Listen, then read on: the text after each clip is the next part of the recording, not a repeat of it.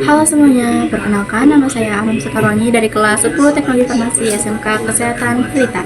Pada video kali ini, saya akan membahas mengenai obat antihipertensi, mulai dari jenis-jenisnya, cara kerjanya dalam tubuh, hingga ketersediaannya di pasaran. Mari kita simak bersama.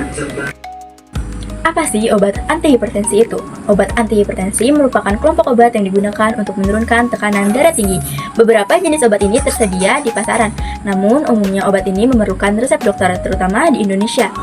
Salah satu kelompok utamanya adalah diuretik seperti hidroklorotiazid, furosemid, dan indapamid.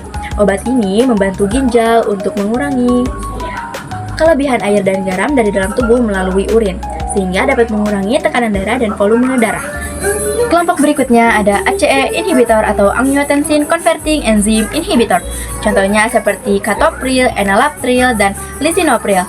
Obat ini menghambat enzim yang mengubah angiotensin 1 menjadi angiotensin 2, suatu zat yang menyebabkan penyempitan pembuluh darah. Dengan menghambat proses ini, pembuluh darah menjadi lebih rileks dan lebar, sehingga tekanan darah menurun.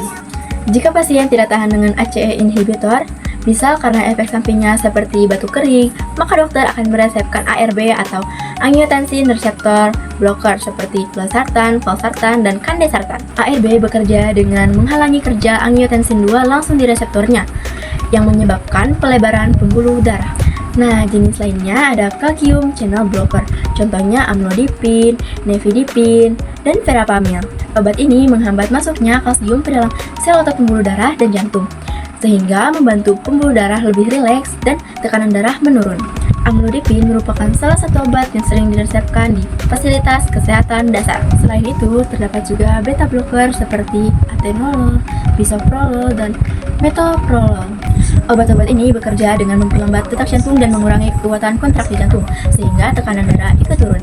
Namun, beta blocker harus digunakan dengan hati-hati, terutama pada pasien asma atau diabetes. Secara umum, di Indonesia tidak tersedia obat antihipertensi yang benar-benar dijual secara bebas tanpa resep.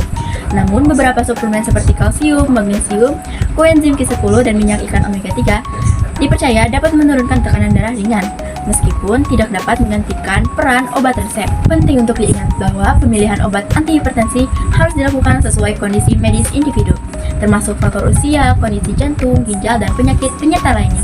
Oleh karena itu, pengobatan hipertensi harus dilakukan di bawah pengawasan dokter. Nah, sampai sini dulu ya informasinya. Semoga videonya nggak bikin tekanan darah naik, tapi malah nambah pengetahuan.